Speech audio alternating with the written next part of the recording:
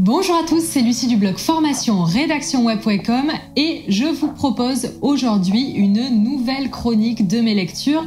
J'ai essayé une première fois et vous avez été assez réceptifs, merci beaucoup.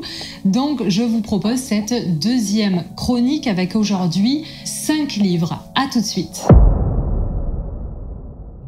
Alors je vais un petit peu tricher, je l'avoue, dans cette chronique parce que je rentre de 2 mois de vacances en France après 2 ans bloqués par le Covid au bout du monde, donc j'ai assez peu lu et j'ai plutôt profité de mon entourage là-bas en France.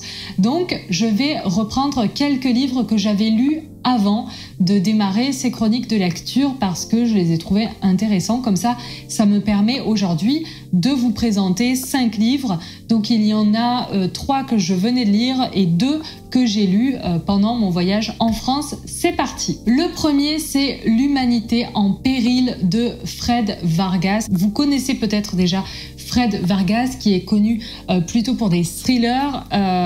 Moi, je ne lis pas ce type de livre. Par contre, celui-ci m'a intéressé parce que je l'ai vu intervenir dans la grande librairie, je crois. Elle parlait du bouquin et donc c'est sur l'écologie.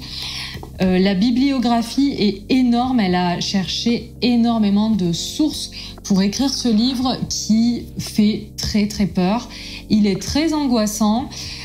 Si vous êtes déjà éco-anxieux, je ne vous recommande pas de le lire. Par contre, si vous êtes climato-sceptique, je vous recommande de le lire. En tout cas, je vous recommande de le lire. C'est un livre qui est très prenant.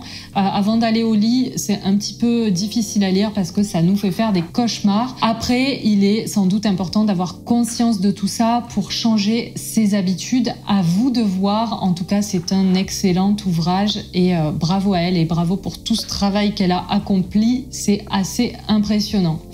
Alors justement, étant moi-même traumatisée par ce livre, j'ai dû en lire un autre pour me rassurer et j'ai lu celui-ci de Bill Gates, Comment éviter un désastre, c'est sur le climat et donc Bill Gates donne énormément de solutions, notamment technologiques, pour essayer de passer au zéro carbone dans le monde entier. En fait, il nous parle de tous les projets qui sont en cours. C'est assez rassurant parce qu'on voit tout le travail qui est fait pour essayer d'améliorer les choses et donc ça nous aide après l'humanité en péril à voir un petit peu le côté positif. Je ne sais pas si on peut voir vraiment un côté positif, mais en tout cas, on voit que des ingénieurs dans le monde entier essaient de changer les choses et que beaucoup d'entrepreneurs essaient aussi de changer les choses.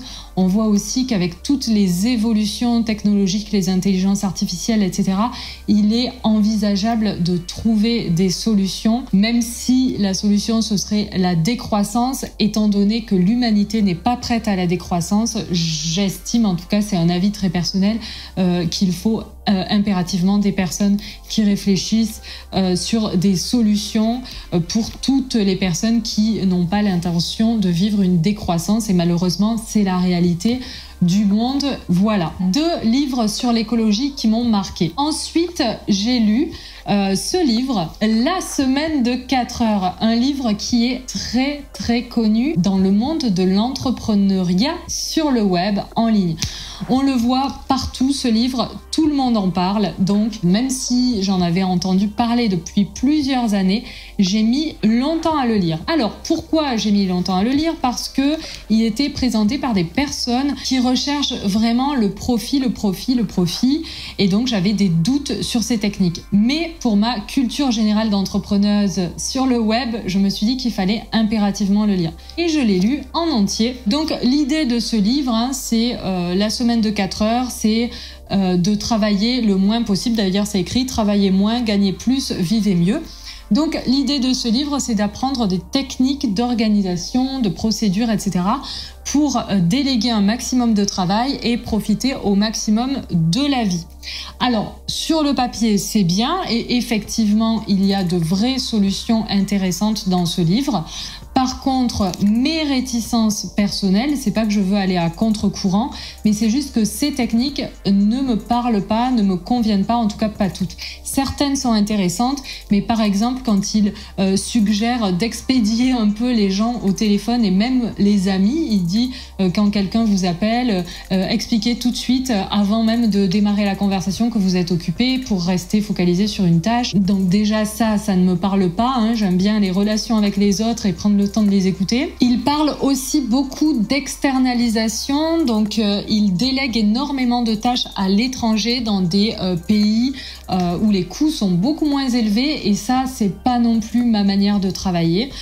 Après, il parle aussi d'évasion fiscale, de choses comme ça. Donc voilà, tout ça, ce sont des choses qui, moi, ne me parlent pas. Ce n'est pas du tout le livre du siècle. Ma conclusion, c'est que c'est un livre vraiment très égocentré, presque très égoïste. Alors oui, il faut être égoïste pour pouvoir se développer personnellement et aider les autres par la suite, je le reconnais.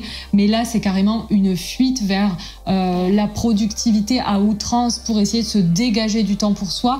Et à aucun moment dans son livre, il parle vraiment de création de vraies valeurs, d'apporter des choses aux autres, etc. Tout est vraiment égocentré, et c'est ce qui m'a étonnée plus ou moins dans ce livre. Je m'attendais assez à ça.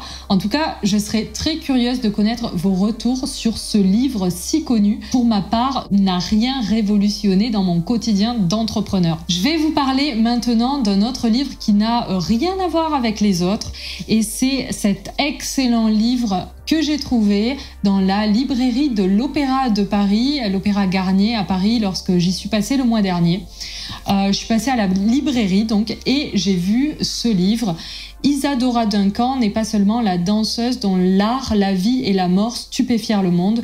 Son autobiographie est un livre savoureux, sincère, où l'humour et la passion font un mélange acide. Isadora Duncan dit tout sur ses passions artistiques, morales, intellectuelles et aussi physiques. Le 14 septembre 1927, sa longue écharpe se prit dans la roue de sa voiture sur la promenade des Anglais à Nice, l'étranglant brutalement. Quelques mois plus tôt, elle travaillait encore à ce livre. Je ne connaissais rien à la danse, et Isadora Duncan, en fait, est la personne qui a permis à la danse de passer de la danse classique et très technique à la danse contemporaine que l'on connaît aujourd'hui, qui est beaucoup plus dans l'expression corporelle. Et j'adore ces périodes de transition. C'est pour ça aussi, d'ailleurs, je vous en reparlerai peut-être en vous présentant d'autres livres, que j'adore la période impressionniste en art, en peinture.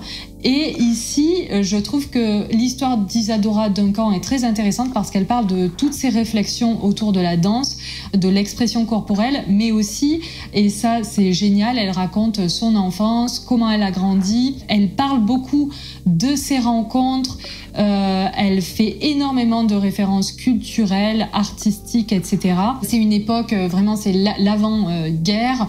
Il y a énormément de choses, c'est passionnant. Elle nous explique aussi ses réflexions intellectuelles, personnelles. Elle parle de sa vie de femme, et c'est d'ailleurs une vraie féministe. J'ai adoré, j'ai dévoré ce livre. Le seul problème, je ne sais pas si c'est un problème ou un avantage, mais c'est qu'il l'a généré chez moi énormément d'émotions, de réflexions aussi. Souvent quand je le fermais, après je réfléchissais pendant des heures.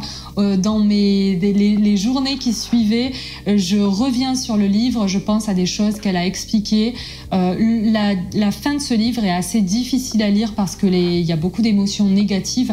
Elle vit beaucoup de malheurs, notamment la perte de ses 2 enfants. Je vous le recommande parce que vraiment c'est un très bon livre. Par contre, je précise, j'ai fait des études d'histoire de l'art, j'ai fait aussi du grec, etc. Elle fait beaucoup de références à la mythologie grecque, à la tragédie grecque et à l'histoire de l'art.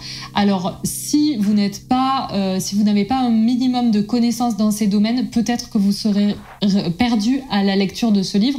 En tout cas, dites-moi en commentaire ce que vous en pensez, si vous l'avez lu. Je pense que peu de gens l'ont lu, c'est pas un livre très connu, mais en tout cas, voilà, moi je l'ai adoré et je vous le recommande. Et ensuite, je vous recommande une BD que j'ai lue. Merci beaucoup Roselyne, qui est la directrice de mon organisme de formation et qui me l'a offert. Il s'agit de la BD que je ne retrouve pas, mais on va vous la mettre ici. Le jour où le bus est reparti sans elle. C'est une BD sur le développement personnel. En fait, Roselyne donc m'a offert cette BD parce qu'elle sait que j'ai beaucoup de mal avec les gourous des temps modernes du développement personnel, et justement c'est une BD un petit peu décalée qui nous raconte l'histoire d'une personne qui avait prévu d'aller faire un stage en développement personnel et qui se retrouve dans une auberge à discuter avec un monsieur qui lui raconte des contes et qui lui fait beaucoup de références à la vie, et elle voit que finalement peut-être qu'on n'a pas besoin de se former au développement personnel pour vraiment comprendre et se développer personnellement grâce à plein d'autres choses, l'observation, les rencontres, la culture, etc. Donc je vous recommande aussi cette BD, et encore merci à Roselyne. Voilà, j'espère que cette chronique vous a plu. Je vous retrouve très vite. Je peux vous dire que j'ai déjà commencé à lire plusieurs livres, dont plusieurs livres autour du copywriting, du marketing, donc on changera un petit peu, et je vais essayer aussi de sortir de ma zone de confort et d'essayer de lire des romans. J'ai essayé d'en commencer un, c'est pas trop mon truc, mais je vais me forcer et aller au bout pour voir vraiment ce que je peux faire avec du roman. Et en attendant, n'hésitez pas à me recommander des livres si vous en avez. J'attends vos retours sur cette chronique avec impatience, et je vous dis à très vite dans une prochaine vidéo. Et bonne rédac si vous écrivez aussi. Tata!